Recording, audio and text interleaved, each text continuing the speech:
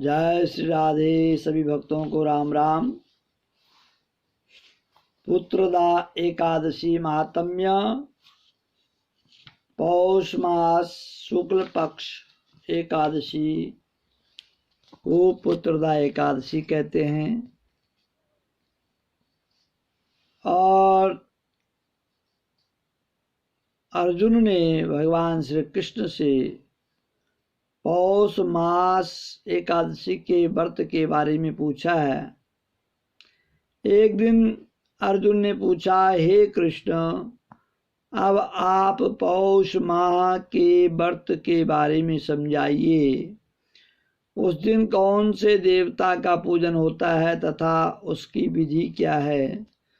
श्री कृष्ण बोले, हे राजन, पौष मास की शुक्ल पक्ष की एकादशी का नाम पुत्रदा है।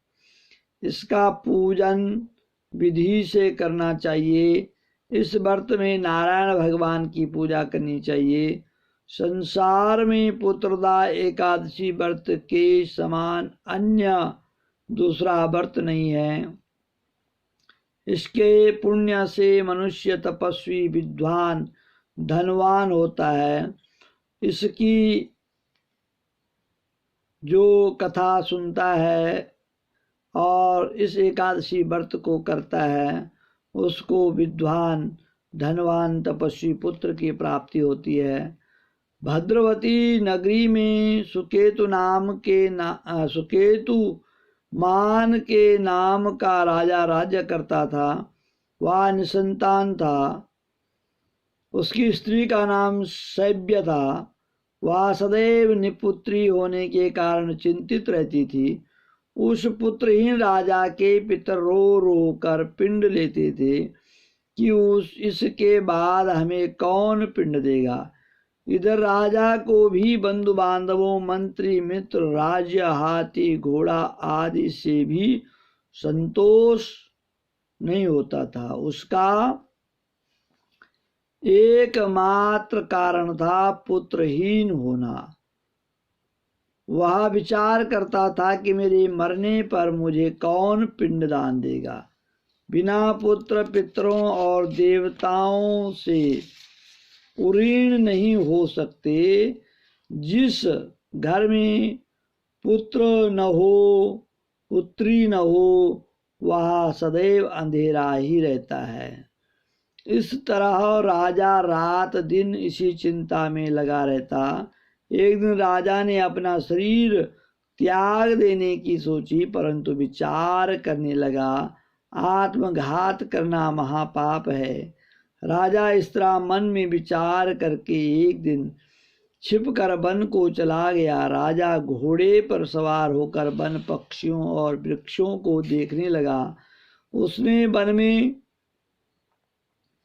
देखा कि मृग, बाघ, सुअर, सिंह, वानर, सर्प आदि भ्रमण कर रहे हैं। हाथी अपने बच्चों और हथनियों के बीच में घूम रहे हैं। उस वन में राजा ने देखा कि कहीं तो सियार कर्कश शब्द कर रहे हैं और कहीं मोर ध्वनि कर रहे हैं। वन के दृश्य को देखकर राजा को सोच विचार में दोपहर हो गई। अब राजा को भूख प्यास लगने लगी। या सोचने लगा कि मैंने अनेकों यज्ञ किए, ब्राह्मणों को मधुर भोजन कराया, दान दक्षिणा दी, परंतु फिर भी मुझे यह दुख क्यों मिला। राजा प्यास के कारण बहुत बेचैन होने लगा और पानी की तलाश में आगे बढ़ा। कुछ ही आगे जाने पर उसे एक सरोवर मिला। उस सरोवर में कमल खिले हुए थे। उस सरोवर में सारस, हंस, मगरमच्छ आदि जल क्रीड़ा कर रहे थे। उस सरोवर के चारों तरफ मुनियों के आश्रम बने थे। उस समय राजा के दाहिने अंग फड़कने लगा। राजा मन मन में प्रसन्न होकर के सरोवर के किनारे बैठे हुए मुनियों को देखकर घोड़े से उतरा और दंडवत प्रणाम करके उनके सम्मुख हो गया। राजा को देखकर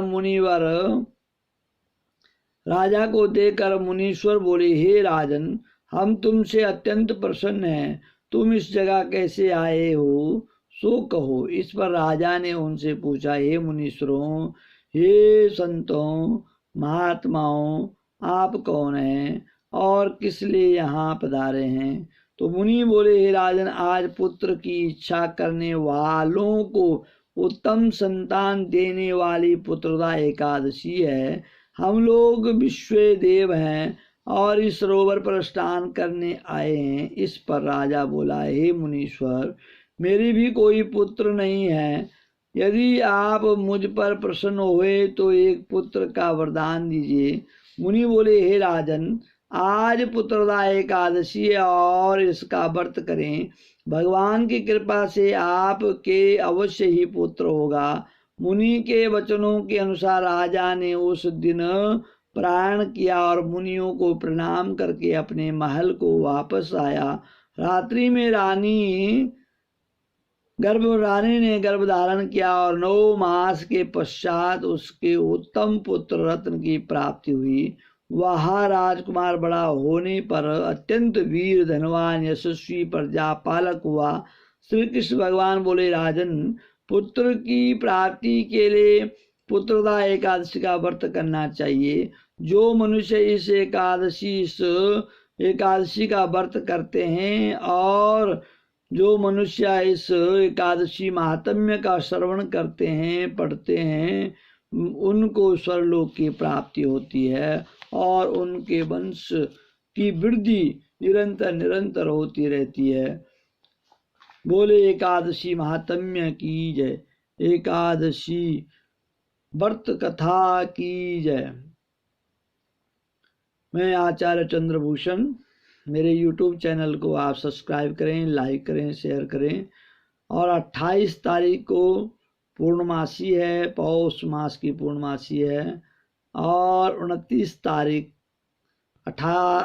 तारीख से ही माघ महात्म्य शुरू हो जाएगा। जो माघ स्नान लेते हैं वो 28 जनवरी से माघ स्नान प्रारंभ कर सकते हैं। 1 महीने का माघ स्नान चलता है।